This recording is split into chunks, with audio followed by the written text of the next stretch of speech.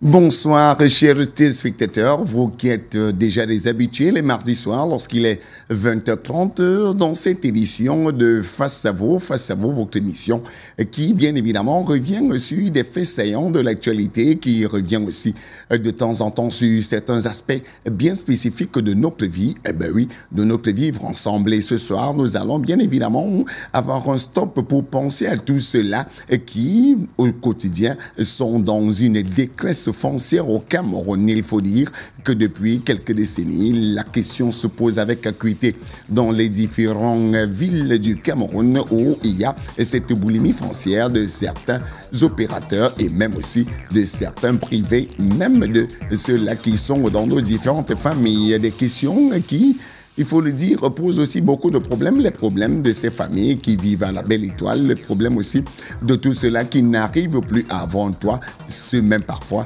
qui, après avoir fait des longues années sur un espace vital, se voient comme ça être dépouillés de cet espace quelques années après. Ce soir, nous allons effectivement parler de toute cette tourmente dans les questions foncières au Cameroun avec deux exemples bien précis. L'exemple, par exemple, heureux du côté de Dikolo Bali où ces populations-là qui avaient été expropriés par un privé ont vu donc leur cause leur rendue du côté donc d'un tribunal ici même à Douala.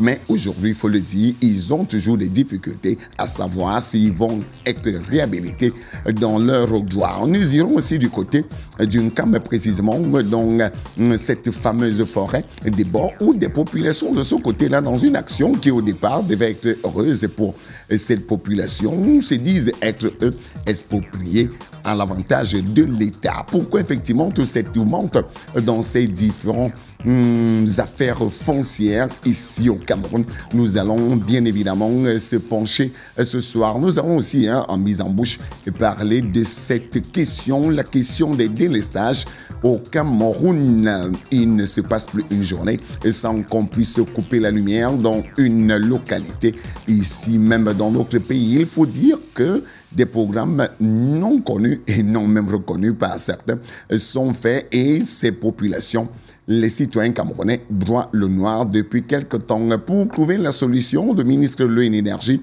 dans un échange avec les industriels et autres petites et moyennes entreprises ici même à Douala, a donc préconisé d'attendre, d'attendre les pluies. Et pourtant, on a 5 grands chantiers, 5 grands barrages qui ont été construit au Cameroun, mais qui jusque-là tarde toujours à donner les mégawatts nécessaires pour l'approvisionnement en énergie électrique au Cameroun.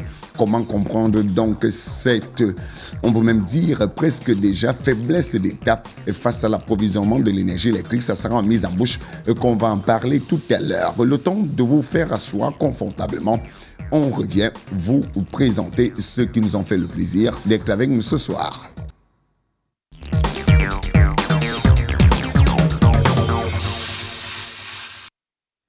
Lui, il est panafricaniste en chair, avant activiste dans le domaine social, économiste aussi à ses heures perdues. En fait, c'est un homme cultivé, comme j'aime souvent bien le dire. Celui-là aujourd'hui qui se réclame purement africaniste et africain. Il ne veut même plus d'un prénom de blanc qu'il avait pourtant avant et dont ses parents lui ont donné. Pour la petite histoire, ce jour, il a failli même faire un procès parce que j'ai encore osé lui prononcer un prénom, ce prénom-là qui pourtant lui a été donné par ses parents.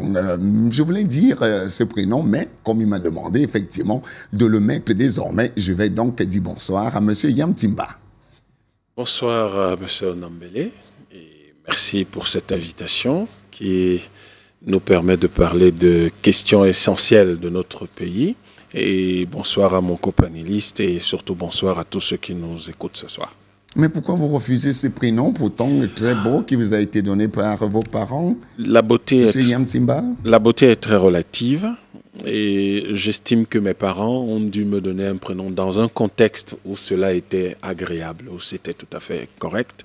Mais aujourd'hui, malheureusement, en grandissant, en découvrant Cheikh Anta Diop, en lisant les textes des hiéroglyphes, que ce soit les textes de Tfou, les textes de Thèbes ou les textes d'Héliopolis, et en faisant des recherches sur nos traditions, je ne comprends pas l'intérêt des prénoms européen, parce qu'en plus, il participe de l'impérialisme culturel, et je ne vais certainement pas être un outil d'impérialisme culturel qui va faciliter la destruction de l'ADN de ma civilisation par les Européens en arborant quelque chose, justement, qui est un outil de destruction. Ce ne sera pas fait. En tout cas, on va respecter effectivement votre volonté et vous appeler Yam Timba désormais. En tout cas, moi, je vais le faire désormais, même comme on était déjà habitué à ce prénom-là que je vais en convaincre de donner ici. Juste en face de vous, effectivement, c'est un jeune universitaire. Hein, il fait des recherches dans le domaine du politique. On le voit souvent et très souvent, même du côté du Parti camerounais pour la réconciliation nationale, troisième personnalité de ce parti, il faut le dire. On te voit très, très jeune. Christian Diokongon nous fait le plaisir d'être avec nous ce soir. Bonsoir, Christian. Bonsoir, M. Nambélé. Bonsoir, mon copanéliste et cher René, que j'ai le plaisir de retrouver ce soir. Bonsoir à tous vos nombreux téléspectateurs qui nous regardent ce jour. Une pensée pour les populations du village Ndjolé. Ndjolé, c'est dans le département du Mbamikim, arrondissement de Yoko, c'est-à-dire 112 km du chef du département Ntui, qui sont également en train de se voir être expropriés, comme partout ailleurs. C'est d'ailleurs de la mode, en fait. Donc nous allons en parler ce soir ici. Et un bonsoir particulier à toutes les populations de Yabassi et d'Unkam en particulier qui nous regardent ce soir. Je vous le promets, on devait avoir, et ça a été annoncé dans les différentes affiches qui ont été partagées. Ici et là, M. Abel Elimbilombe, malheureusement, il faut le dire, à la dernière minute, il a eu un petit malaise et on le dit, on est de tout cœur, hein, Tété Elimbilombe avec vous pour que vous puissiez mieux vous porter, nous revenir. Peut-être, pourquoi pas, dans les prochaines éditions, on devrait aussi avoir un représentant du Rassemblement démocratique du peuple camerounais qui a bien voulu ne pas, en tout cas, qui a décliné l'invitation il y a quelques heures seulement. Mais comme on doit parler des choses de la République, on va se faire avec ceux qui nous ont fait l'honneur d'être avec nous ce soir. Christian Ndiokongon, nous avons donc ces problèmes, hein, pour commencer en mise en bouche des délestages. Au Cameroun, on a pourtant 5 barrages et même le ministre lui-même annonçait que près de 3 000 milliards de francs CFA avaient déjà été dépensés par le Cameroun pour avoir ces différents barrages qui doivent approvisionner les Camerounais en énergie électrique. Mais jusque-là, on peine toujours à avoir de l'énergie électrique dans les différents foyers. Le ministre nous dit qu'il faut qu'on attende que la pluie soit. Vous êtes d'accord avec ? Écoutez, vous avez oublié de dire que le ministre a dit qu'il faut prier Dieu.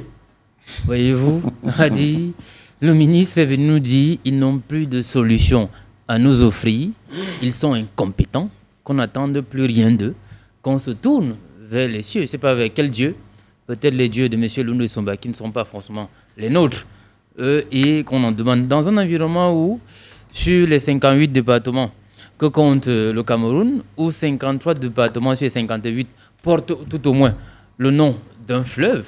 En termes de potentiel hydraulique d'Afrique centrale, quand même, il me semble que nous soyons le deuxième. Je parle sur le contrôle, n'est-ce pas, de l'économiste qui sont en face de nous. C'est totalement absurde qu'on en soit là et que ces gens vous parlent de prospective, de développement. Comment on va se développer dans un environnement où le basique, c'est-à-dire les fondamentaux, on ne puisse, n'est-ce pas, se les offrir. C'est un problème. Donc, du coup, moi, j'ai de la peine même à commenter une telle chose. Quand vous avez un ministre qui vient vous dire prions Dieu, c'est-à-dire ils n'ont plus de solution à nous offrir, vous voyez bel et bien que ça ne mérite pas de commentaire, sincèrement. En tout cas, on va quand même nous tourner vers l'économiste que je vais convoquer à l'instant, même Yann Timba. Le problème peut être où il y a eu des investissements qui ont été effectués, beaucoup d'argent a été injecté dans ces différents barrages, mais aujourd'hui, on peine toujours à avoir de l'énergie électrique dans les foyers. Vous savez, lorsque vous avez un pays qui est sous néocolonialisme, ne vous étonnez pas de voir qu'on se retrouve dans ce genre de situation. Est-ce que de l'argent a été vraiment investi? En réalité, le Cameroun n'a pas suffisamment investi dans ce secteur-là. Et il faut donner les chiffres aux Camerounais pour qu'ils comprennent. En 2015, le Cameroun accusait un déficit de 3000 mégawatts. On produisait à l'époque autour de 1200 mégawatts à peu près. Et vous aviez environ 30% qui étaient perdus dans les lignes, les lignes à haute tension, qui pour la plupart sont vétustes au Cameroun, datent de plusieurs décennies, donc il faut les changer. Et compte tenu de du taux de croissance de la demande, on est certainement aujourd'hui autour d'un gap qui se situe autour de 6 000 à 9 000 mégawatts. Et entre-temps, la production, elle atteint à peine 1500, 1600 mégawatts.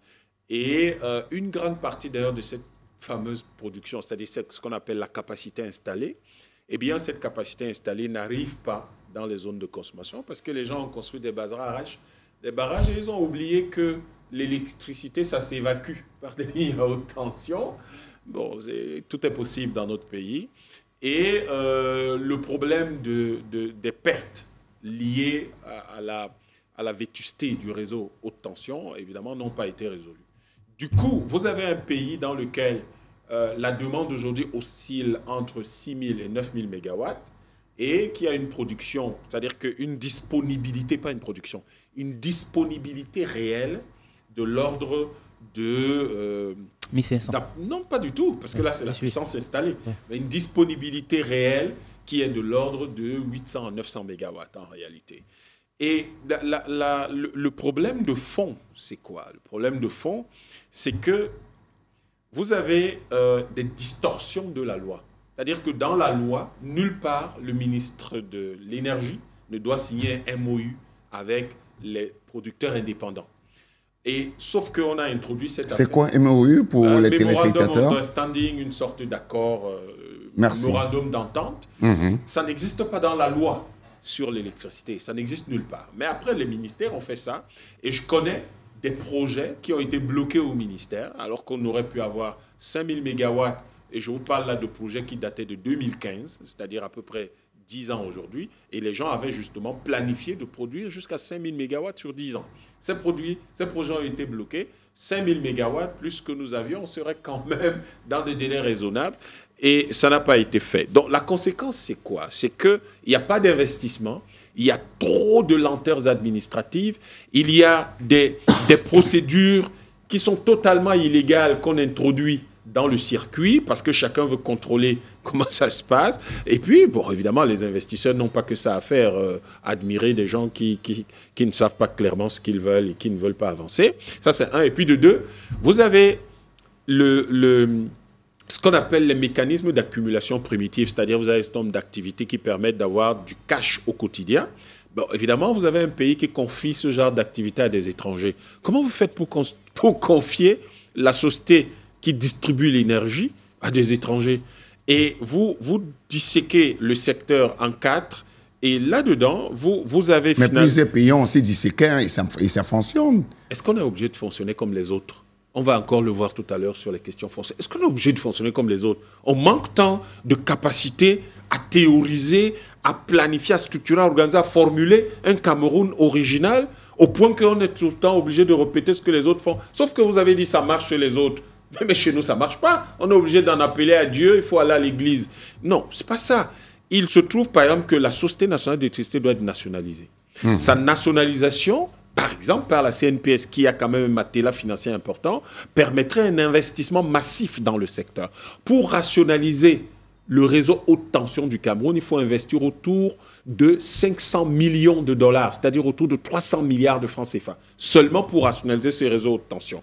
Pour produire l'équivalent de 6 000 mégawatts dont nous avons besoin, vous multipliez chaque mégawatt par 600 millions. C'est ça les problèmes auxquels nous sommes confrontés. C'est des milliers de milliards qu'il faut investir. Et actuellement, il y a donc des stratégies qu'il faut mettre en place. Mais vous avez aussi l'autre problème, c'est que peut-être que certains, dans ce circuit, au niveau du ministère, au niveau du gouvernement, peut-être qu'ils ont de la volonté, j'en sais rien, mais je vois que tout est bloqué. Mais l'expertise en matière de levée de fonds, manifestement, manque au Cameroun. Et ça fait que vous avez un pays bloqué qui a une disponibilité d'à peine un neuvième, un sixième, un neuvième de ce qu'il lui faut comme l'électricité. Et je vais conclure en disant quelque chose qu'on appelle la capacité électrique d'industrialisation au Cameroun. C'est l'équivalent de 24 minutes. C'est-à-dire que si on prenait l'électricité qu'on produit au Cameroun aujourd'hui et qu'on voulait faire fonctionner des usines, ne serait-ce que celles qui existent là, de manière optimale, ce serait 24 minutes dans l'année. Mais vous nous faites peur là, Yam Simba. Ah, moi, je vous parle seulement de science. Hein. Après, les gens peuvent venir peuvent vous raconter comment ils aiment Dieu, comment ils font de la politique, c'est leur problème. Moi, je vous parle de science. On a une capacité électrique d'industrialisation de 24 minutes à l'année. C'est-à-dire que si nous avons des usines qui fonctionnent 24 minutes, on les ferme, on s'en va dormir. Mais vous voulez dire que celles qui fonctionnent, elles fonctionnent avec quoi? La plupart des usines fonctionnent parce que dans des petites villes à l'intérieur du pays, il n'y a pas d'électricité.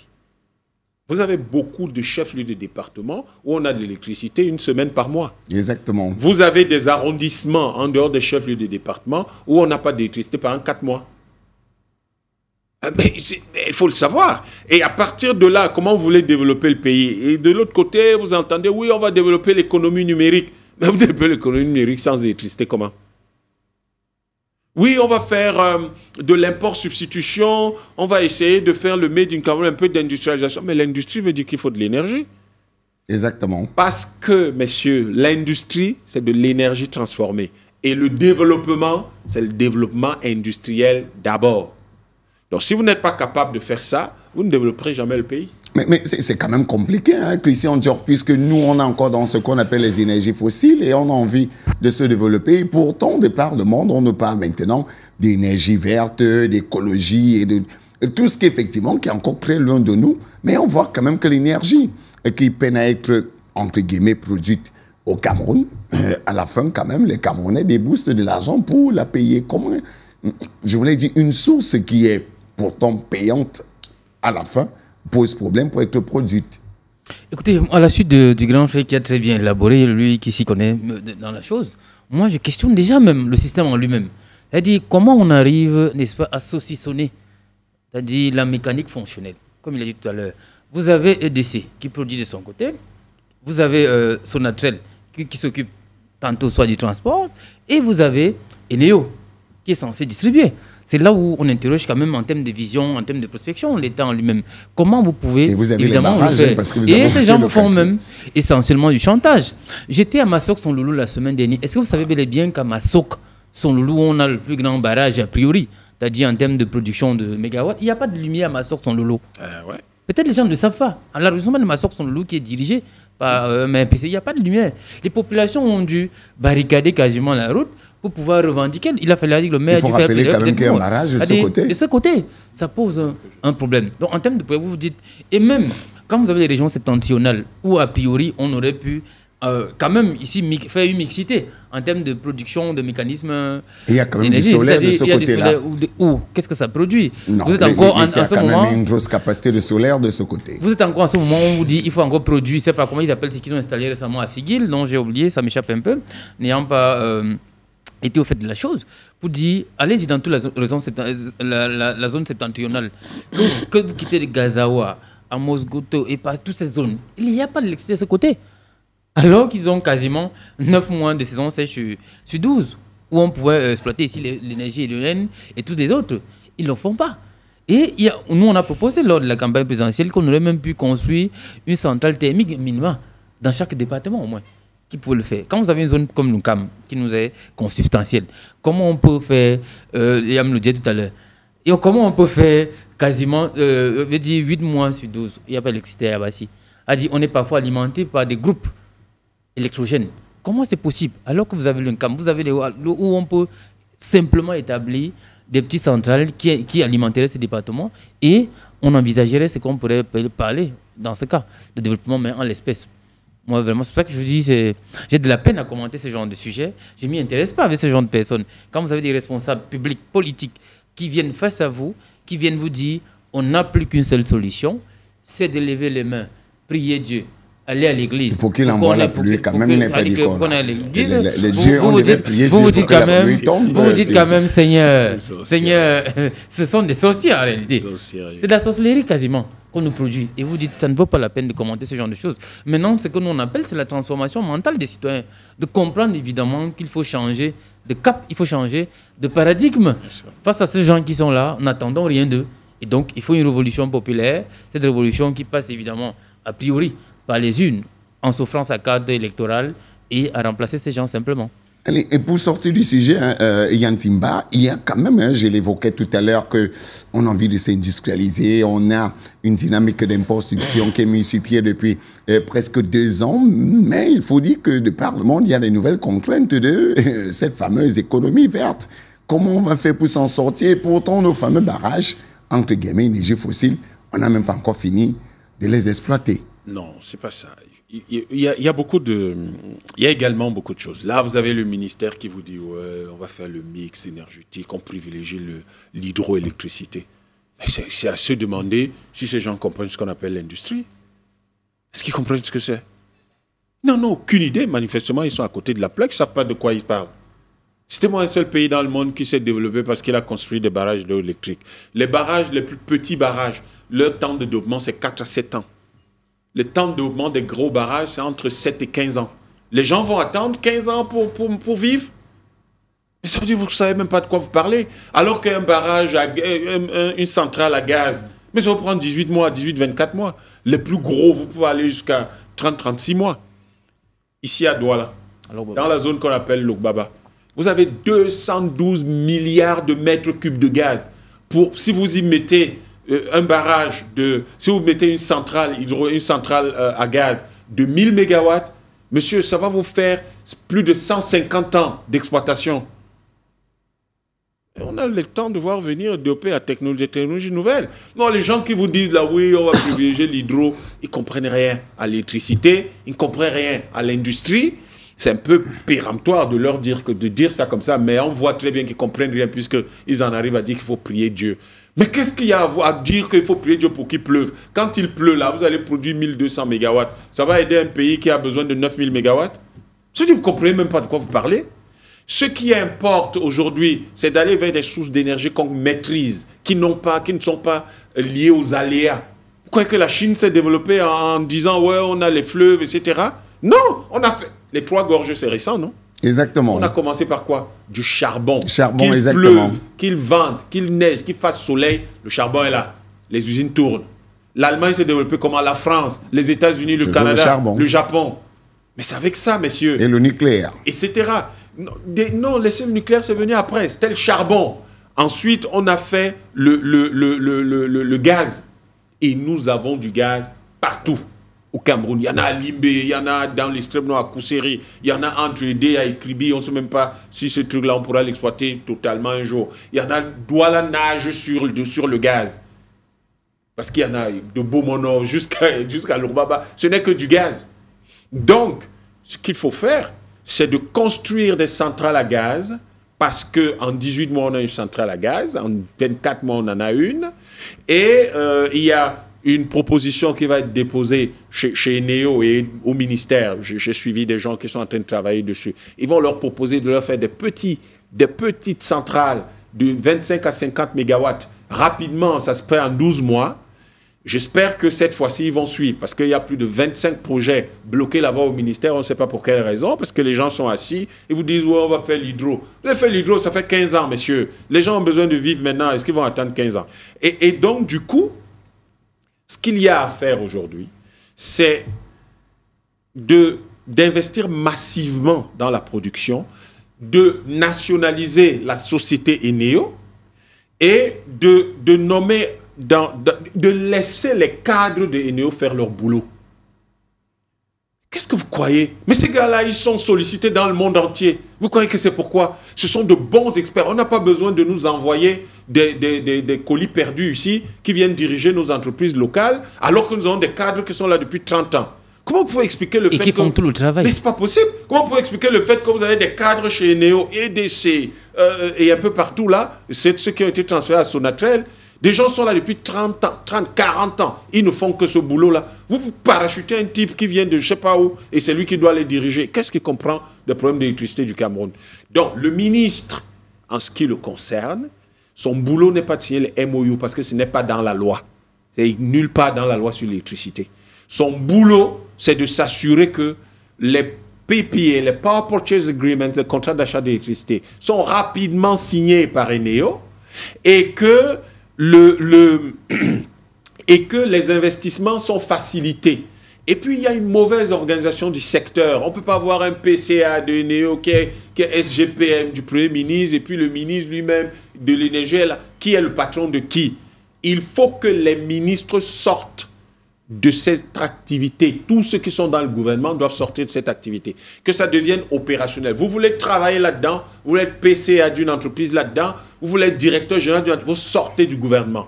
Parce que c'est de cette façon-là que le gouvernement, lui, peut apprécier. Mais si vous êtes à l'intérieur du gouvernement, on apprécie comment? Comment on apprécie ça? Donc, ce n'est que ça qu'il faut faire. Si on sortait du franc CFA aujourd'hui, ça boosterait davantage la capacité du Cameroun à investir dans ce secteur. C'est un élément qu'il ne faut pas oublier. Et le dernier... Mais qui va nous prendre le temps, surtout si vous vous y engagez? Non, ça prendra... Oui, enfin, je ne vais pas rentrer là-dedans, mais ce que je veux dire, c'est qu'on peut sortir du franc CFA en 3 jours. Oui, en même temps. Ça, c'est pour notre débat. Je vous rassure, je vais vous inviter. Après, donc, la mise en bouche, allons donc... La thématique principale de ce jour, qui parle bien évidemment de ces questions foncières. Je vous rappelais qu'on, pour parler effectivement de cette tourmente des questions foncières au Cameroun, nous allons nous pencher sur 2 cas précis, vraiment 2 cas d'école. Déjà dit Kolobali avec ces populations qui ont eu gain de cause devant un tribunal, mais qui peinent toujours à être réhabilités par les autorités compétentes. On va aussi aller du côté de la forêt des Bons, où on ne comprend pas pourquoi effectivement une IFA, une unité forestière d'aménagement qui vient aménager un village, et certains, bien évidemment, sont fâchés, comme Christian Diop Congo. Écoutez, monsieur Nambélé, évidemment, quand vous parlez de moi, vous ne parlez pas d'Indjo Congo, seulement vous parlez des populations d'une CAM. Ouais, d'une CAM en général. Un peu comme vous. Oui. Pas seulement vous êtes nombreux en même temps. Oui, il s'agit, n'est-ce pas, de notre... Parce que peut-être que je vous relance, Christian Diop Congo, pour que ceux qui nous regardent comprennent bien, c'est qu'on est quand même là, dans une activité de l'État qui décide que non, il y a une localité qui est enclavée, on va leur donner certains éléments vitaux et même sociaux de base pour qu'ils puissent vivre en mettant en place cette fameuse unité de forestière d'aménagement. Mais bizarrement, je le dis encore, une partie de la population pense que ce n'est pas une bonne initiative. Pourquoi donc elle ne devrait pas être une bonne initiative, Christian Diop Congo? Écoutez, je veux dire, vous savez bel et bien que les populations de cette partie du Cameroun-là, d'une CAM précisément, et de celles qui, n'est-ce pas, juxtant ou habitant, ou les riverains des populations, n'est-ce pas, des Beaux, ont connu un double, je vais quasiment appeler ça comme ça, un double génocide, parce qu'elles ont été expropriées de leurs terres pendant les périodes d'indépendance, et à date, elles sont en train de subir ce second génocide qui est, n'est-ce pas, cette expropriation de leur terre, n'est-ce pas, qui constitue le lien filial, le lien ontologique, le lien anthropologique qu'elles ont, et même économique qu'elles ont avec les terres. En fait, c'est une seconde façon de les tuer. Il s'agit de quoi, évidemment? Il s'agit ici du brigandage, il s'agit, n'est-ce pas, du voyeurisme étatique, voyez-vous, qui, comme vous l'avez dit, le cas de Dikolo, le cas de... C'est pas le cas, vous avez le cas également, il me semble, dans la Damawa, dans le sud, dans le Bamekim, ainsi de suite, où vous avez les pontes du régime qui, comment dirais-je, qui exproprient les populations, qui volent, en fait, c'est ce qu'il faut dire, qui torpillent, voilà les expressions qu'il faut employer, parce que ça c'est la vérité, les populations par un mécanisme de passe-passe ou de passe-droit entre elles, parce que vous voyez bel et bien, tous ces exemples que je vous donne se résument en un clan qui a quasiment près de 10% du territoire camerounais déjà. Et si vous avez suivi M. Chaltunga, en le rappelant chez un de vos confrères, que la prochaine guerre qui arrive au Cameroun, ou du moins la prochaine crise qui arrive au Cameroun, c'est la crise foncière. Parce que les populations ne vont pas se laisser.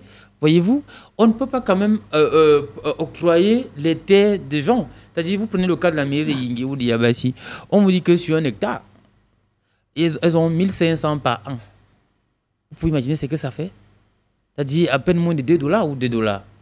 Et, vous avez celui à qui on attribue ces affaires qui a quasiment, je crois que c'est 100 milliards par an.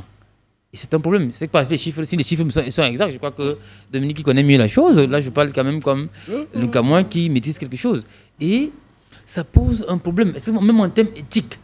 Même en termes, c'est-à-dire que c'est des gens qui sont devenus quasiment inhumains. Ils ont perdu leur inhumanité. l'humanité autant pour moi. Et qui veulent tuer ces populations. C'est donc pour ça que ces populations qui ont encore un peu de cœur, qui vous disent, écoutez, vous n'allez pas passer sur nous, trop c'est trop, vous nous avez déjà chassé de nos terres, cette fois-ci, vous n'allez plus prendre nos terres, vous allez nous tuer, avant, n'est-ce pas, de les prendre. Parce que c'est de ça qu'il est question, de manière simple, en un mot.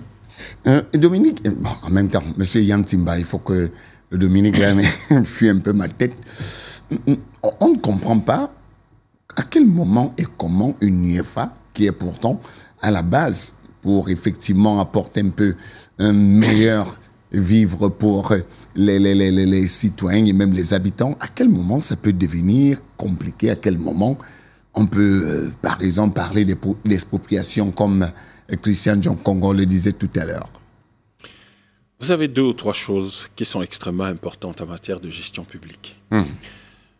Chaque fois que vous avez la prétention de savoir mieux que le peuple ou une partie du peuple ce qui lui convient le mieux, c'est dangereux.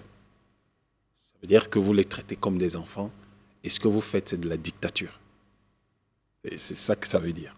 La deuxième chose, chaque fois que vous disposez des biens d'autrui de la manière qui vous semble la plus appropriée, vous faites purement et simplement une expropriation parce que vous gériez ça de quelque façon que ce soit, ce n'est plus ce peuple qui gère ses propres biens.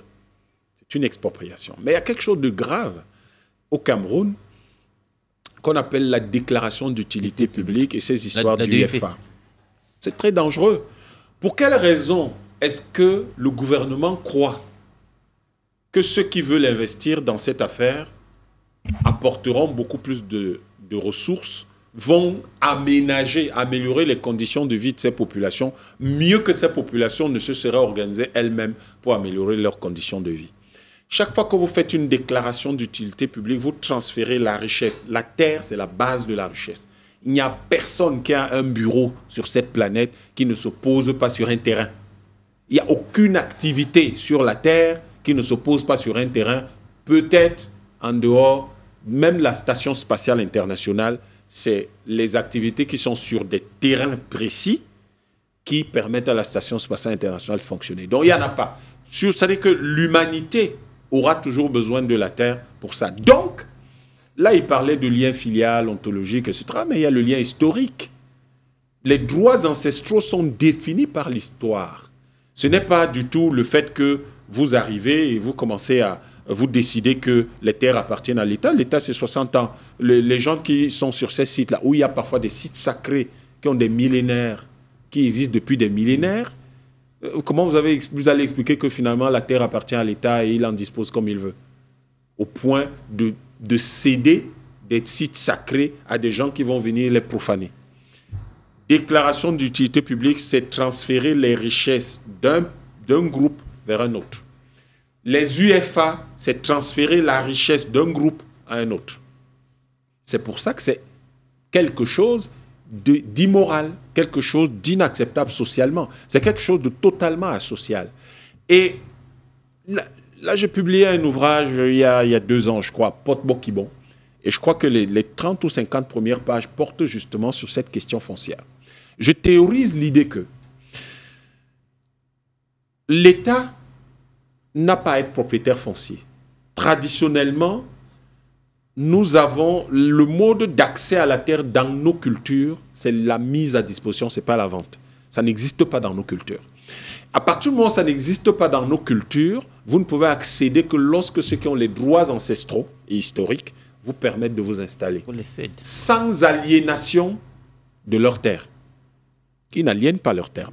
Même si vous venez en tant qu'entreprise vous installer, c'est leur apport en capital, d'où, pour moi, le problème de Dikolo est un faux problème qui résulte d'une incohérence en matière de gestion et d'une incompétence notoire qui fait que quelqu'un veut construire un hôtel, mais vous allez voir les propriétaires terriens, vous n'avez pas construit votre hôtel dans les nuages. Vous voyez les propriétaires terriens, vous évaluez la valeur de leur terre, c'est leur rapport en nature dans votre entreprise, et vous construisez votre hôtel. Vous n'allez pas embêter la planète, vous n'allez pas embêter le pays tout entier pendant des années en plus pour une histoire aussi ridicule pour laquelle on comprend que vous avez un autre objectif qui est en réalité de prendre possession de leur terre. Parce que je vais vous expliquer quel est le problème avec les déclarations d'utilité publique et les UFA.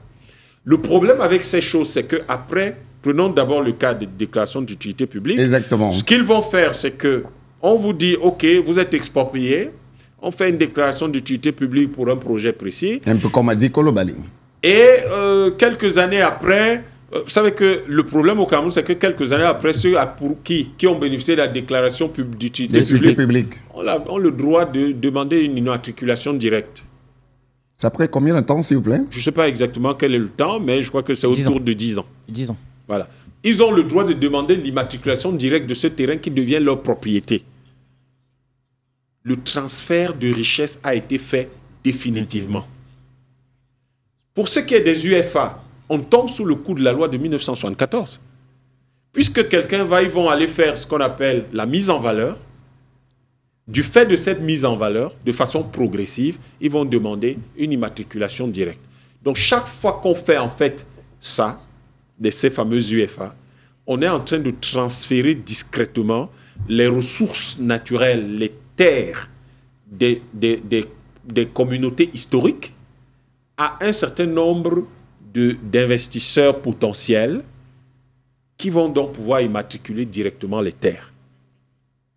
Vous comprenez le mécanisme qui soulève la colère du peuple? Mais là, vous énoncez dans une certaine dynamique de pessimiste, mais... Non, je ne suis pas pessimiste, moi je suis sur les faits. C'est même presque intentionnel. Non, je suis sur les faits. C'est du banditisme.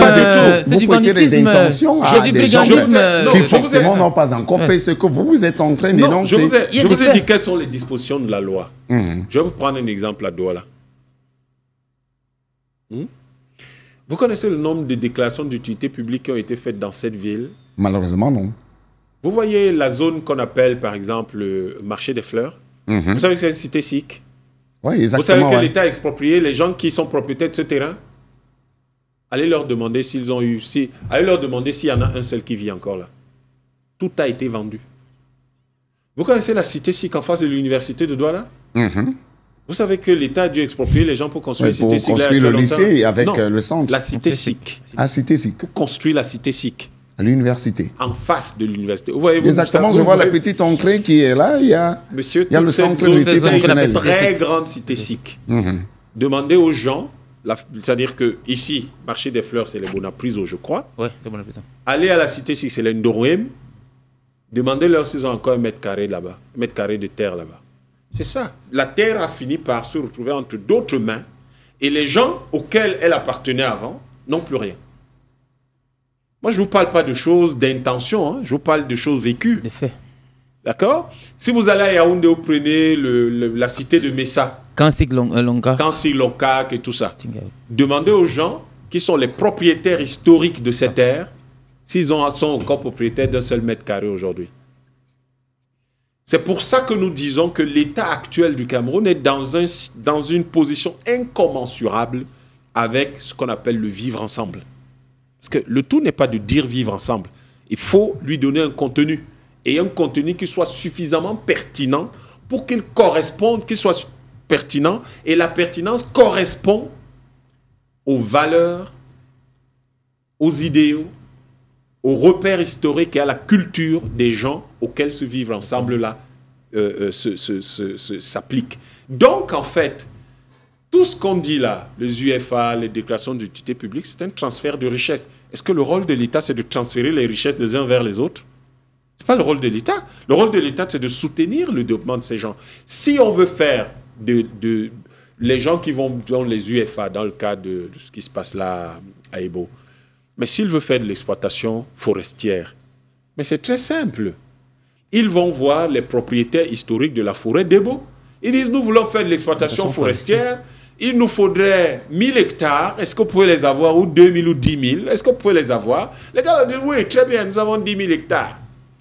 Bon, on crée la société d'exploitation forestière, comme vous apportez votre forêt, parce que sans elle, il n'y a pas d'exploitation forestière. Comme vous apportez votre forêt, vous avez 20% ou 25% ou 30% du capital. Tout de suite, ils créent leur entreprise. L'État n'a rien à voir là, ils n'ont même pas besoin d'aller embêter la République, parce que c'est des transactions entre privés. Et ils gèrent donc ça, ils font une mise à disposition de cette terre-là, on crée la société d'exploitation forestière, et puis, à la fin, les gars peuvent même demander un bonus de signature. Et à la fin, chaque année, les gars, ils ont leur part de dividendes, ils ont des emplois garantis dans le top management, le middle management Exactement. et le petit personnel. Ça produit quoi? Ces gens-là, pour le gouvernement qui dit qu'il veut lutter contre la pauvreté, même si je trouve que c'est un concept qui est totalement inexact, parce que ça n'existe pas en économie, lutter contre la pauvreté, on développe un pays. Quand vous l'avez développé, il n'y a plus de pauvreté, donc vous n'avez pas à lutter contre la pauvreté. Vous voyez que tout de suite, les gens sortent de la misère. Mais quel est le rôle d'un gouvernement? C'est celui-là, sortir les gens de la misère. Donc, il y a des mécanismes par lesquels les gens sortent de la misère et qui leur permettent de vivre mieux. Il y a mieux. Je vais chuter par là. Il y a mieux.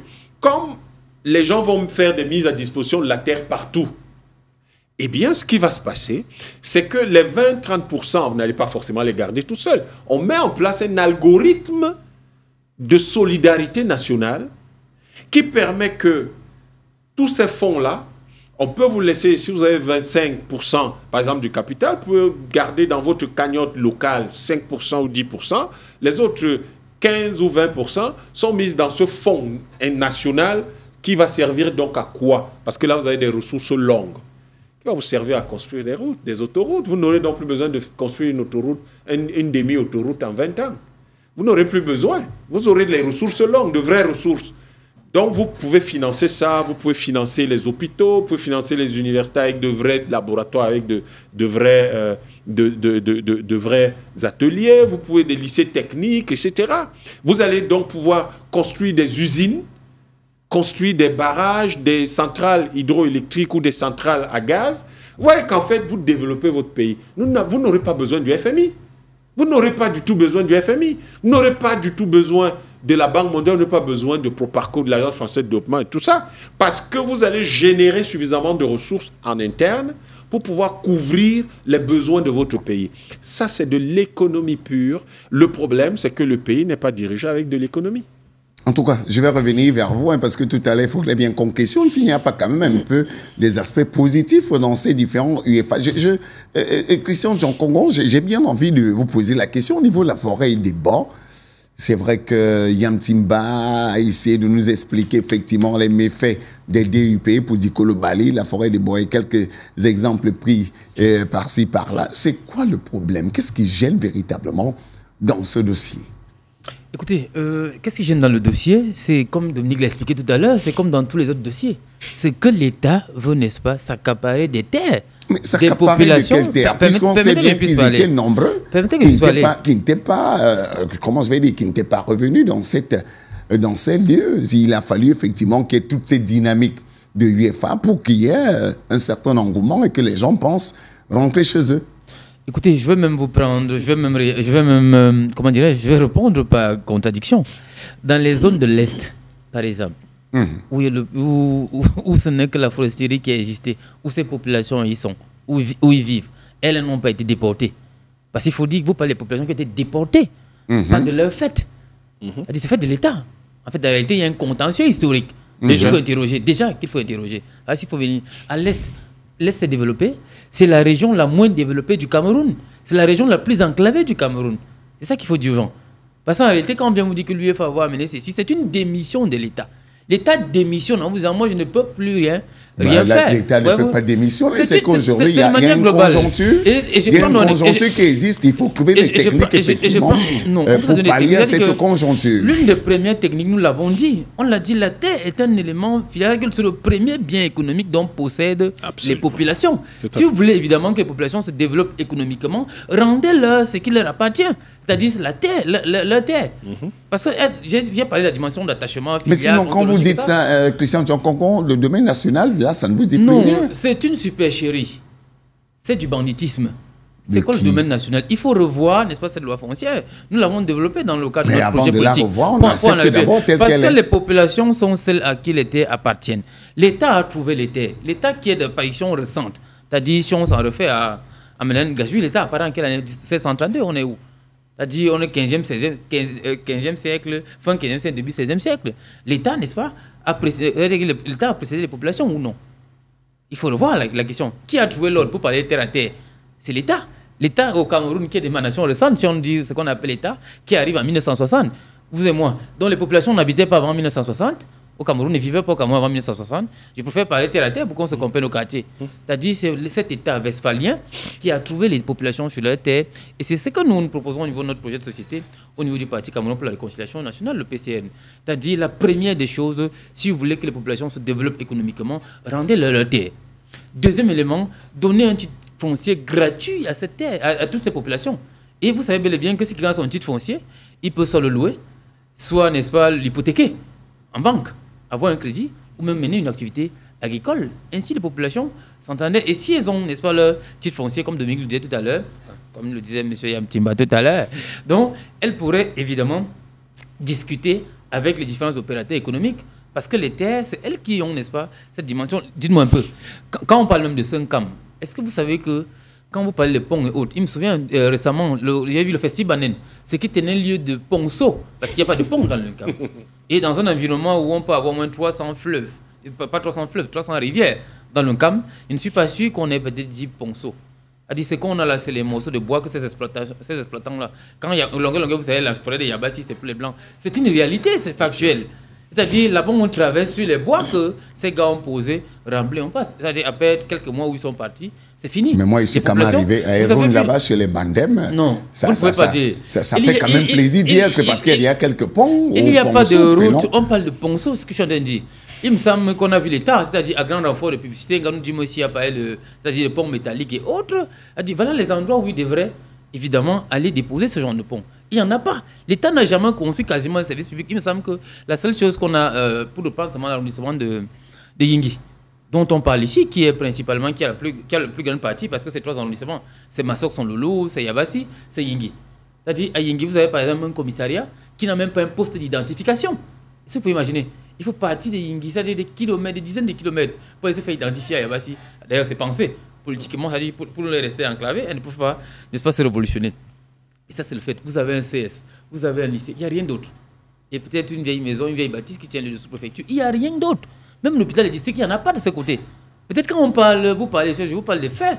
Pour ceux qui vont de ce côté, savent de quoi on parle. Moi j'ai dit, c'est un département qui est consubstantiel. Partez d'ici, passant par Massok son Loulou, pour voir le calvaire de ce que subissent ces populations d'une Cam. Et là, elles ne peuvent donc pas accepter. C'est-à-dire, non seulement l'État refuse de faire ce pourquoi il doit être là, où il est là, et de deux, il veut encore vous enlever la seule chose dont vous avez, c'est-à-dire la terre. Après, non sans avoir réglé préalablement un contentieux historique qui existe. Le contentieux de la déportation, il est du fait de l'État, cet État colonial. Et c'est un problème fondamental. C'est-à-dire qu'il faut d'abord régler, cette crise historique, vous avez parlé de fond. Une fois que cette crise historique, 2, rétablir les populations dans leurs droits, parce qu'elles ont été expropriées, on va dire ça comme ça. La déportation, c'est une forme d'expropriation. C'est-à-dire qu'on les a expropriées de leurs terres ancestrales pour les amener ailleurs. Et quand on revient, le second élément, c'est d'abord de leur restituer dans leurs droits. Exactement. C'est de ça qu'il est question. Non seulement les restituer dans leurs droits, et les laisser user de leurs droits, comme ils le disent. On l'a appris en droit les caractères du droit de propriété. C'est-à-dire, c'est d'en jouir, faites ce que vous voulez. À votre guise, évidemment. Ce n'est pas l'État qui va vous dire, je veux faire ceci à votre place. Il ne s'agit pas de ça. Et dans le cas d'espèce, comment le mécanisme, pourquoi vous dites que les populations se rebellent? Mais Christian de Congo, allez-y, finissez. Comment les populations même en viennent à se rebeller? C'est le mécanisme d'octroi de ces forêts. C'est un tour de passe-passe. Quand on parle de l'appel public national, on n'a vu nulle part un appel public national. Après, on parle de classement ou de classement entre la folie qu'a commise le PM, qui a été rattrapé par le président de la République. Et plus tard, on en est arrivé encore, après, n'est-ce pas, l'intervention de l'honorable président Cabral Libi et les autres, on en a échangé sur ce même plateau. Nous avons débattu ici avec un des parlementaires qui est un des porte-voix, n'est-ce pas, de ces gens qui font du brigandisme, parce qu'il fait partie, je ne sais pas, je ne parlais pas d'individu, mais je parle de parlementaires, qui défend, n'est-ce pas, une telle incurie. Ça pose quand même un problème. C'est-à-dire, vous avez quand même les populations qui sont dans ces situations, vous dites que non, quand les forestiers vont arriver, ils vont venir développer. Les forestiers ont développé qui au Cameroun? Vous connaissez un seul environnement où les forestiers ont développé? Ces gens font essentiellement, n'est-ce pas, comment dire, de la déforestation. Ils sont là pour détruire. Ils coupent leur bois, ils arrivent quelque part où il faut poser un bois, où l'engin peut passer, on a poussé quelque terre, et c'est parti. Quelques jours plus tard, c'est ça. C'est pour ça que les populations contestent le mécanisme, c'est-à-dire la procédure n'a pas été suivie, et l'État doit associer évidemment les différents acteurs. Et c'est là où je vous relance, Christian Djokongo, parce que j'ai quand même eu la chance de faire un tour de ce côté-là. J'avais une réunion de concertation avec un des chefs supérieurs, hein, je ne vais pas le citer ici, là, où il y avait les gens. Et les gens étaient contents, témoins, qui sont contents de revenir dans le village. Ils sont contents, effectivement, qu'il y ait eu, comment je vais le dire, un projet ou un programme, disons-le, cette UEFA qui le permet, bien évidemment, de venir s'établir après, effectivement, ce que vous avez appelé la déportation, parce qu'on n'allait pas ramener les gens comme ça, de manière facile, sans qu'il y ait autour de ça un projet qui puisse se donner une certaine dynamique. Et moi, je ne suis pas un témoin, j'ai quand même vu des gens plus ou moins heureux. Et surtout des routes pas très praticables, mais quand même viables. Je vous sais très sérieux. Qu'est-ce qu'on appelle route? Il n'y a pas de route qui va à Yingui. Ben vous voulez quoi, l'autoroute de ce côté? Il dit bien il n'y a pas de route. Ce n'est ni bitumé, ni entretenu. C'est-à-dire que c'est des créations forestières. C'est-à-dire où ils allaient tirer du bois. Ce n'est pas de route. C'est-à-dire ce n'est pas de route créée par l'État. L'État n'a jamais créé de route de ce côté. Il faut qu'on s'entende, ça c'est la première chose. Seconde chose... Mais si l'État ne fait pas... Comme dans tout le cas d'ailleurs, c'est le cas du côté d'un Konjo. Non, ils ne vont jamais le faire. Je vous ai pris des exemples, non? Prenez la région de l'Est. Quel est le département de l'Est qui est goudronné? Je pense à l'Est. Allons-y au Sud, que vous connaissez, qui vous est proche. Où on a exploité. Quel est le département là-bas qui est exploité, qui est développé? Comme deux les autres, où on a coupé le bois, où les populations sortent. Il n'y en a pas au Cameroun. C'est ça qu'il est question. Et ces populations contestent donc ces mécanismes. Et vous avez peut-être parlé d'un parlementaire qui a réuni quelques individus pour aller faire. Oh non, ce n'était pas son initiative. Alors vraiment. Si vous permettez que Christian, je puisse parler. Non, vous êtes journaliste, non? Moi aussi, je suis un politique. Je vais vous parler des faits. Il me semble que sur ce même panel, on devrait quand même avoir une majesté ou un représentant qui devrait en être sur votre fiche. Pourquoi ils ne viennent pas? Ces populations sont menacées. Sont vilipendées au quotidien, celles qui s'offusquent, celles qui s'opposent. Même nous-mêmes qui venons ici, on est menacés. Au sortir de notre émission ici, j'ai été menacé, vous le savez. Les appels de ça et là, ainsi de suite, parce qu'on vient ici pour parler, pour dire, voilà, si c'est ce que les populations veulent, elles ne veulent plus, n'est-ce pas, subir cette escroquerie. Une autre fois, elles veulent entrer dans leurs droits, et entrer dans leurs droits, c'est de respecter, n'est-ce pas, le droit qu'elles ont. Je reviens à vous tout à l'heure, là, parce qu'il faut bien qu'on trouve un terrain d'attente avant de sortir de cette émission.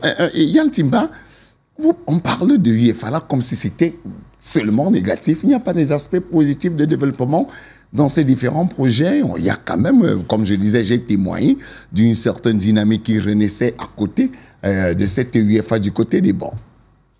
Il y avait des gens heureux, et j'en ai vu, qui étaient contents d'être revenus dans le village. Il y avait beaucoup de gens heureux sous l'esclavage, vous savez. Le parallèle ne tient vraiment pas. Non, c'est vous qui croyez que le parallèle ne tient pas, mais c'est la même chose. Vous devez savoir que dès que vous êtes dépouillé de vos repères historiques, vous n'êtes plus un être humain. Or, la colonisation, quel était son objectif? C'était de dépouiller les Africains de leurs repères pour en faire ce qu'ils appelaient des assimilés. Et un assimilé, ça n'a aucun repère historique, ça n'a aucun repère, il parlait de repère anthropologique, il n'y en a pas. Et donc le fait d'avoir des populations d'abord... dites-moi, Yongadima, ce n'est pas un ancien village de la zone d'Unkam là? Yongadima. J'ai entendu dire une chose pareille. Ça fait 8000 personnes tuées le même jour par la colonisation, du temps de l'UPC. 8000 personnes en une journée. Yongadima. Il faudra fouiller. Je cherche exactement sa localisation. Je cherche sa localisation exacte. Quand vous avez des gens qui ont subi de tels traumatismes, ensuite ils ont été chassés de chez eux, vous croyez que c'est différent de l'esclavage? C'est pas différent. C'est différent d'avoir été mis en esclavage, puisqu'ils sont partis, ils n'ont plus aucun repère, ils n'ont plus de chez eux. Je crois que la situation aujourd'hui à laquelle nous faisons face, c'est la situation d'un État qui n'est pas tout à fait un État que nous avons créé. Bon, je vous rappelle, et là c'est peut-être bon pour l'homme politique, les Camerounais n'ont jamais créé un État. C'est les Français qui l'ont créé. L'ont imposé. Hein? Les patriotes réunis à Makak le 17 mars 1957 ont proclamé l'indépendance du Cameroun parce que la France avait oublié que le mandat, que la tutelle s'achèverait en 56, 10 ans, 46-56. Donc, après décembre 56, les patriotes sont allés à Makak, le 17 mars, ont proclamé l'indépendance du Cameroun. La France s'est réveillée, et puis un mois après exactement, je crois que c'était le 17 ou le 18. Le 10 mai. Non, c'était en avril. C'était pas en mai. En avril, ok, d'accord. Le 10 mai, c'est l'instauration du premier gouvernement ou quelque chose comme ça. Donc, ils ont créé... La passation du drapeau a eu lieu, je pense, au 12 mai. Oui, à André Marimbida. Et donc, en avril, là, ils ont créé l'État du Cameroun. Il faut que les Camerounais se réveillent un peu, qu'ils prennent le contrôle de leur pays. Parce que pour le moment, le pays est dirigé par des ojulatistes, c'est-à-dire en fait par une tradition française que Mitterrand a réaffirmé à la bolle en disant « Nous allons continuer à mener notre politique française comme avant ». Et elle est toujours là. Donc, il est important de savoir qu'on n'a pas à créer des... Pendant qu'on y est, au fait, citez-moi le nom du village d'un ministre dans lequel on a créé une UFA. Vous en connaissez? Pour l'instant, non. Mais je pense que je vais fouiller, je vous dirai. Il n'y en a pas. C'est parce que j'ai cherché. Il n'y en a pas. Il y a le village d'aucun ministre de la République n'a une UFA. Pourquoi? S'ils aiment tant ça, si c'est si bien, s'il y a tant d'avantages que vous essayez de trouver... Le ministre de la Forêt lui-même, il est de la Forêt. S'il y a tant d'avantages, puisqu'il me demande est-ce qu'il y a quand même des petits trucs, s'il y a des choses... J'ai quand même à côté... Pourquoi un ministre va vous donner à vous... Pourquoi chez les Bandem, ils sont contents, ils vont tous les week-ends. Pourquoi un ministre va vous donner à vous ce qu'il y a de mieux et ne pas l'envoyer dans son village? Pourquoi? Pourquoi ils ne font pas ça? Parce qu'il n'y a rien d'intéressant dans cette histoire. Ils le savent. Il n'y a rien d'intéressant là-dedans. Vous savez, ils n'envoient pas ça dans leur village avec le risque des demandes d'immatriculation directes qui vont donc faire que les terres vont se retrouver dans les mains d'autres personnes après 10 ans. Les gens, ils savent. C'est pour ça qu'ils ne font pas ça. Donc, la question de fond aujourd'hui n'est pas du tout de commencer à dire... Vous savez, pendant l'esclavage, on organisait les fêtes. Hein. C'est pour ça que je vous ai dit ça tout à l'heure, ça semblait vous faire rire. On organisait des fêtes. Les gens accouchaient, ça veut dire que les gens passaient de belles nuits avec de belles dames. Pendant l'esclavage, il y avait des gens qui jouaient de la musique. Il y avait des moments où on avait le sentiment d'être détendu. Et pourtant, on était privé de la chose la plus précieuse. Mais là, quand même, parler d'esclavage, c'est assez dur de faire le parallèle avec une UFA. Quand vous êtes privé de vos terres... Mais c'est de manière participative. Il y a des comités communaux qui sont mis en place. Pour quelle raison est-ce que votre chose à vous, il faut que vous deveniez un simple membre d'une commission de votre chose? En fait, c'est ça que je ne comprends pas. Pourquoi est-ce que j'ai ma bouteille d'eau? Au lieu que j'en dispose à ma guise, on me dit je dois être membre d'une commission. Donc, je ne suis même pas celui qui prend les décisions. Vous savez qui prend les décisions dans ces commissions, non? Ben, dites-nous. Pourquoi vous voulez que je vous dise, vous faites semblant de ne pas le savoir ou quoi? C'est l'autorité administrative qui prend les décisions alors que très souvent, il ne connaît même pas l'histoire de la zone. Donc, il se trouve que les actions de paix, parce que notre pays a besoin de paix, c'est elle que nous suggérons au gouvernement, simplement. C'est une action de paix de revoir définitivement toutes les dispositions sur le foncier, très rapidement. Le problème, c'est qu'en revoyant les actions sur toutes les dispositions sur le foncier, le gouvernement va être obligé de revoir la constitution du Cameroun. Ouais. C'est indéniable. Il n'aura pas le choix. Il sera obligé de revoir la constitution du Cameroun. Mais ça veut dire quelque chose d'extrêmement important. Enfin, ce pays sera souverain. Et la souveraineté de ce pays permettra à sa population de s'enrichir, de développer le pays. Et n'ayons pas honte de dire qu'on peut s'enrichir. Ça, par contre, le système néocolonial n'a pas envie de vous voir riche. Pas du tout. Je vous prends des exemples simples. Prenez Dicolo ici quand on fait des histoires de classes DUP. Le mètre carré à Dicolo, c'est combien? C'est autour de 1 million, je crois. La mercuriale, bon, dans les échanges... Laissez la mercuriale. Personne ne vend quelque chose à un prix de la mercuriale. Le prix ici, à peu près, transactions courantes, c'est autour de... À partir de 500. À partir de 500 000. C'est à peu près 2 hectares. Donc, ça a une valeur de 10 milliards. Donc, vous voyez ce que la déclaration d'utilité publique fait? Elle prend 10 milliards de francs CFA, les met entre les deux, c'est-à-dire les enlève des mains de certaines personnes et les met entre les mains des autres. Vous imaginez ce que ça veut dire, ça? Est-ce que 10 milliards, c'est énorme? Et on les prend, on les donne à quelqu'un d'autre, et ceux à qui ça appartenait, ils n'ont plus rien. C'est ça que ça veut dire la déclaration d'utilité publique dans notre pays. L'UEFA, c'est exactement la même chose, sauf que là, il parlait de 100 milliards. Je vous rappelle que, je crois que l'UEFA Debo, d'ailleurs, apparemment, il y en a deux. Il y a deux, exactement. Je crois que ça tourne autour de 87 000 hectares ou quelque chose comme ça. 87 000 hectares, ça fait combien? 8 700 km². Par quel miracle l'État peut-il se permettre de prendre 8 700 km² et les donner à quelqu'un qui va s'enrichir? Pourquoi les populations de Debo ne pourraient pas être ceux qui pourraient bénéficier de ces 8 700 km² et qui pourraient donc librement choisir les investisseurs qui les convainquent? Je peux vous assurer que si vous dites aujourd'hui aux populations de Debo, choisissez votre investisseur, ces gens-là vont faire une liste de prérequis. Parce qu'en même temps, ils seront meilleurs gestionnaires que l'État, croyez-moi. Ils vont faire une liste de prérequis. Pour que vous soyez investisseur dans notre forêt Debo, il faut ça. Et voici les investissements en termes d'infrastructures et des investissements sociaux, éducation, santé, tourisme, que vous êtes obligé de tout ceci aussi est prévu dans cette UEFA? Parce que vous croyez que l'UEFA, tel qu'on va la faire, l'UEFA va aller construire un lycée technique équipé tel que les populations en auront besoin pour que leurs enfants soient parmi les meilleurs ingénieurs de ce pays. L'UEFA se soucie de ça.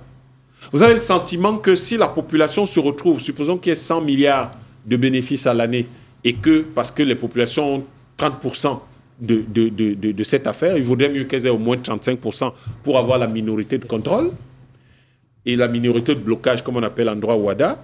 Si elles ont 35 milliards sur 100 milliards de bénéfices, vous croyez que les populations hésiteront à mettre 10 milliards dans un vrai hôpital? Vous connaissez un seul homme d'affaires qui va gérer, à qui on donne l'UEFA, qui va aller investir 10 milliards dans un hôpital quelque part à Ebo? Ils ne le feront pas. Et puis même d'ailleurs, quand vous voyez ce qu'ils appellent le cahier des charges, c'est à partir de la 2e année qu'ils sont censés penser faire ces choses. C'est-à-dire on laisse déjà ces gens s'enrichir. C'est-à-dire ils ne viennent même pas aider a priori. Est-ce que vous pouvez un peu voir l'idée qui a... Mais c'est ça. En réalité, c'est ce que j'avais dit. Écoutez, si je vous fais valoir 8 700 km², n'importe quelle banque dans le monde va me donner l'argent. Tous les fonds d'investissement vont me donner l'argent. Pour quelle raison est-ce que mon État va permettre à un type qui n'est pas Debo d'avoir on appelle ça un actif qui lui permet de lever des fonds en dizaines de milliards au lieu de laisser tranquillement les populations de Debo le faire elles-mêmes? Pourquoi? Mais pourquoi j'enlève cet actif des mains des populations Debo pour remettre ça à quelqu'un d'autre? Pourquoi je ne laisse pas les populations Debo faire ça elles-mêmes? Pourquoi est-ce que l'État va transformer... Quand je vous dis esclavage, parce que quand l'UEFA va arriver, tel que c'est conçu en ce moment, les populations Debo auront quelle place là-dedans? Manœuvre. Le porteur de scie. Vraiment manœuvre, parce que porteur de scie même, ça peut être une manœuvre spécialisée. Manœuvre. On va leur donner la machette, ouvrez les voies. Allez, c'est vous qui ouvrez, qui faites les léonages et tout ça. Vous croyez que c'est différent de l'esclavage? Vous croyez vraiment que c'est différent? C'est de ça que je vous parle. Quand vous allez à l'Est, vous avez vu comment le sida a décimé les jeunes gens là-bas? Et le truc qu'on appelait là, il y avait l'odontol. L'odontol, qui est l'une des grandes chances de ce pays. Je vous rappelle que pendant le Covid, c'est l'une des choses qui nous ont sauvés. Bon, l'utilisation n'était pas la même, c'est pas que les gens buvaient, mais beaucoup de gens préféraient leur solution hydroalcoolique à base d'odontol. Exactement. C'était plus sûr. Donc, et jusqu'en 2024, l'État n'a pas pensé industrialiser ça. Vous avez vu comment ça a décimé les jeunes gens de l'Est? C'est ça que vous voulez à Ebo? En tout cas. C'est ça qu'on veut à Ebo. C'est-à-dire qu'en fait, nous avons un État qui va décider donc désormais que les populations décimées dans l'Est, ça va être le cas partout au Cameroun. Partout où ils vont créer des UFA, ça va être la même chose. Mais comparaison n'est pas raison, hein. Ça peut se Non, passer de manière, de manière différente du côté des banques que du côté de l'Est Cameroun. Je ne fais pas de comparaison. Comparaison veut dire que deux choses existent et je les compare. Ça n'existe pas encore chez Ibo. C'est ça qu'on appelle... Mais pourquoi vous dites que ça n'existe pas? Et c'est là où je me retourne vers Christian. Ce qui se passe à l'Est. Ce qui se passe à l'Est. Ah, exactement. Je parlais merci. des zones n'existent pas encore à Ibo. C'est-à-dire qu'il n'y a pas les jeunes gens, il n'y a pas le sida, il n'y a pas le machin. Ce que je fais là, ça s'appelle en management public, ce qu'on appelle le principe de précaution. Et le principe de précaution veut que ce qui est mauvais, qui s'est mal passé ailleurs, on veille à ce que ça ne puisse, il n'y ait aucun risque que ça se reproduise ailleurs. Allez, au moins, là, on sait que peut-être que ça ne va pas se reproduire. Christian Djokongo, allons un peu dans une dynamique. Hein. Je ne vais pas dire, puisque dans 15 minutes, on va sortir de l'émission.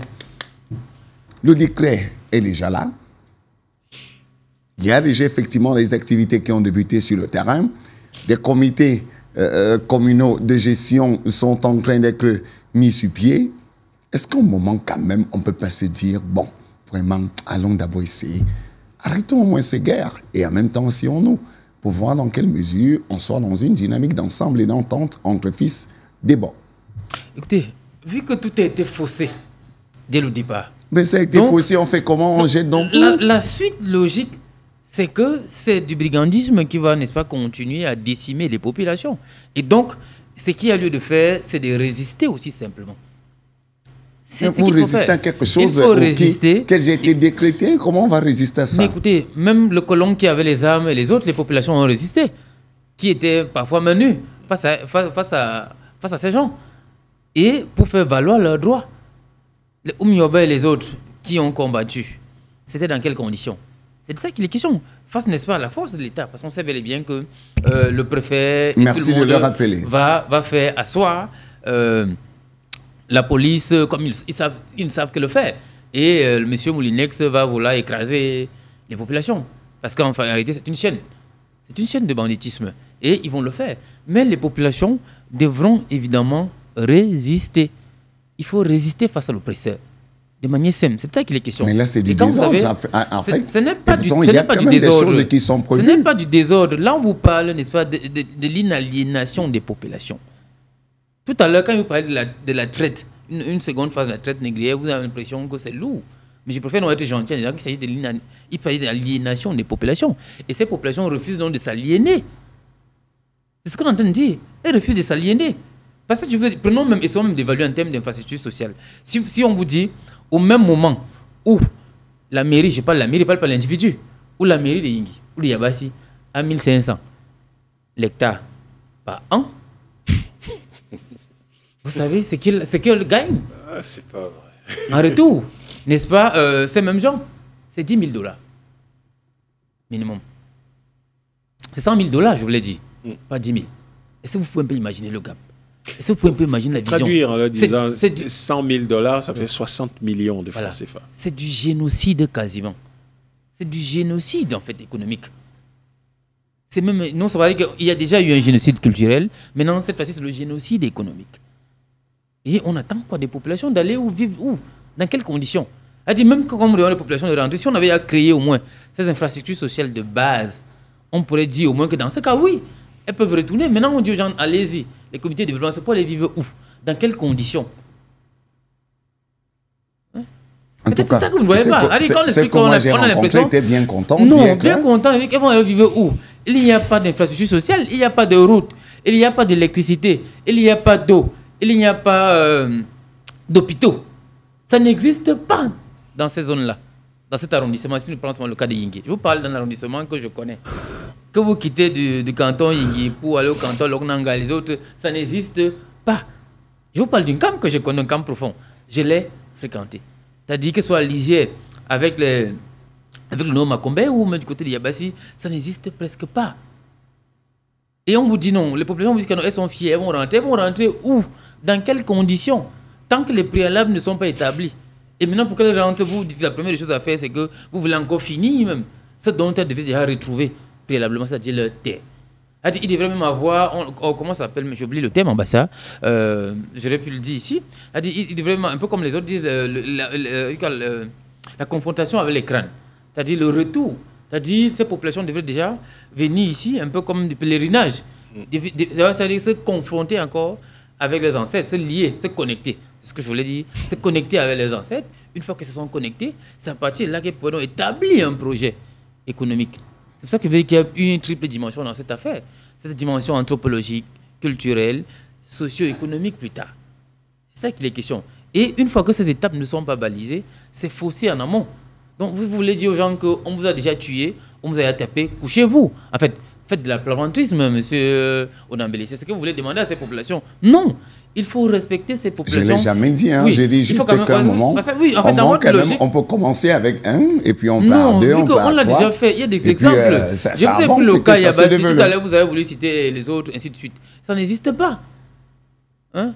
C'est-à-dire que vous prenez Yabassi, c'est pas dans quelle zone? Parlons de Yabassi que je connais mieux. Mais moi j'ai mon ami Marcus Mandeki qui est content de rentrer tous les week-ends. Il y a quelques tous les week-ends, il est content de rentrer avec les enfants, aller effectivement voir où était leur enseigne, parce qu'il faut dire que ça faisait plus de 60 ans qu'ils ne rentraient plus là-bas. Il y a quand même cette belle dynamique. Là, je reviens vers vous tout à l'heure. Il y a toujours, comment on les appelle, les services.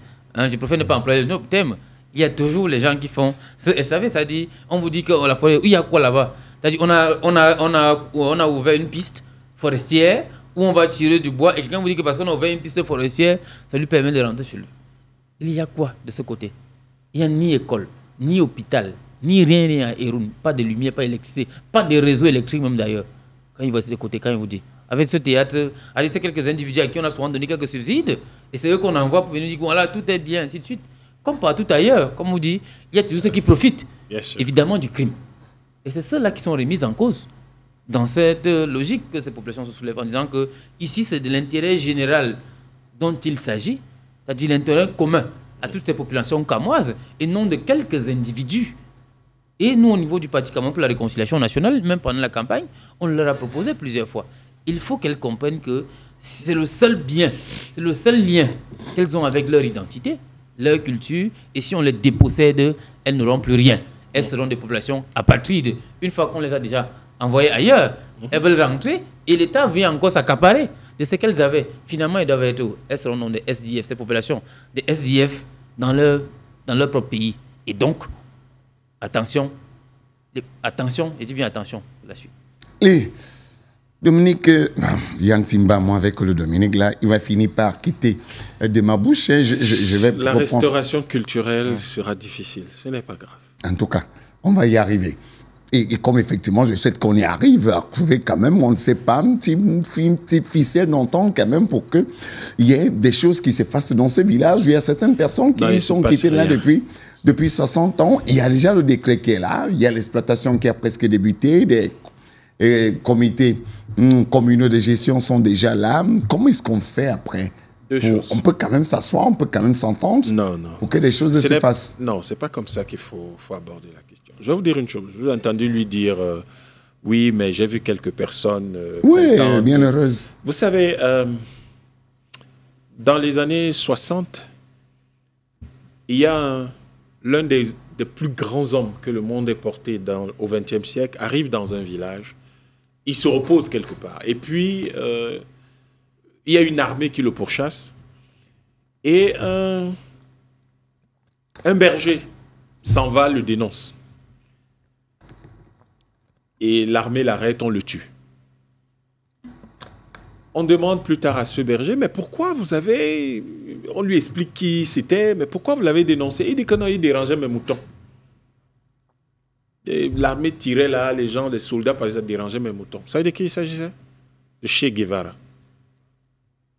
Vous aurez toujours des bergers comme ça, des types qui ne sont pas conscients des enjeux, qui n'ont aucune idée de ce qui se passe vraiment, et qui vont penser que, bon, ben écoute, ils posent une bonne action, alors qu'ils tuent la source de liberté qui essaye de les délivrer. Tout simplement. Donc, il y a beaucoup de gens comme ça. Ne considérez pas que quand quelqu'un... Non, je suis d'accord avec vous, mais en même temps aussi, on ne peut pas vivre que dans l'inimitié. L'autre chose, il n'y a aucune... Non, il y a on peut aussi trouver un moment d'éclairage d'entente. Vous ne pouvez pas dire à des gens qu'ils sont dans l'inimitié. Vous n'avez pas de relation d'amitié ou d'inimitié avec l'État. Ça n'a pas de sens. C'est pas ce genre d'amitié n'existe pas. Des relations n'existent pas entre les citoyens et l'État. Ce qui existe, c'est d'être spolié par l'État ou d'être protégé par l'État. Et dans le cas d'espèce, ce que je voulais vous dire, c'est que les populations d'Ebo doivent défendre leurs droits. Là, je sais qu'il y a un dossier qui est au tribunal administratif, mais il y a aussi la Cour africaine des droits de l'homme. Il y a ce type de recours qui doivent être saisis. Le problème qui se pose là n'est pas un simple problème du Cameroun. C'est un problème, n'est pas un simple problème d'Ebo, c'est le problème du Cameroun, c'est le problème de l'Afrique qui est sous néocolonialisme et dans lequel les populations ne sont pas protégées par leurs États. Et il faut comprendre que il est quand même désagréable de voir un responsable politique qui vous dit et répète à l'envi qu'il n'y a même pas d'école, il n'y a même pas de route. C'est quand même désagréable. Comment se fait-il qu'après 64 ans d'indépendance, il existe un département où il n'y a pas de route? Comment est-ce possible? Qu'il y ait un arrondissement dans lequel il n'y a pas de route normale créée par l'État? Comment est-ce possible? Il n'y a pas d'école, il n'y a pas d'hôpitaux, il n'y a pas de poste d'identification dans un arrondissement. Est-ce que c'est normal? Nous devons... Or, si les populations d'Ebo avaient choisi leurs investisseurs, ces populations auraient construit leur lycée, leur collège, leur hôpital, auraient construit un commissariat, l'auraient offert à l'État, une brigade de gendarmerie l'aurait offert à l'État, avec les commodités les plus à la pointe. Vous pensez que des fonctionnaires ou des ministres assis à Yaoundé ont la capacité de connaître vos besoins dans votre village mieux que vous? C'est le problème que ça pose. Et ça pose quelque chose d'extrêmement important, à savoir que l'État aujourd'hui doit être réformé au Cameroun. Et cette réforme de l'État va produire quelque chose de fondamental, c'est la restitution des terres à leurs propriétaires historiques et ancestraux. À partir de là, je vous donne 10 ans, 15 maximum, ce pays deviendra un pays développé. Parce que quand il faudra, par exemple, construire un barrage, vous avez vu le barrage de Nachtigal, là? Ce terrain-là appartient à quelqu'un. Imaginez que le bonus de signature seulement, d'abord, qu'il y a eu deux choses. Un bonus de signature, ne serait-ce que de 2%. Ça fait 845 milliards. Ça aurait fait quoi? Ça aurait fait 17 milliards qui auraient été mis à disposition de cette communauté. Vous avez vu les maisonnettes qu'on a construites pour ces gens-là? Avec 17 milliards, ces gars-là se seraient construits de vraies maisons. Et ils auraient été dans de meilleures conditions de vie. Ensuite, ils auraient eu peut-être 10, 15, 20% du barrage de Nachtigal. Ils auraient eu beaucoup plus de ressources, seraient sortis définitivement de la misère. C'est ça le problème que pose Ebo, c'est le problème que pose Dikolo. Allez, merci à vous. Peut-être un dernier mot, Christian et Dominique, en 30 secondes pour qu'on sorte de l'émission.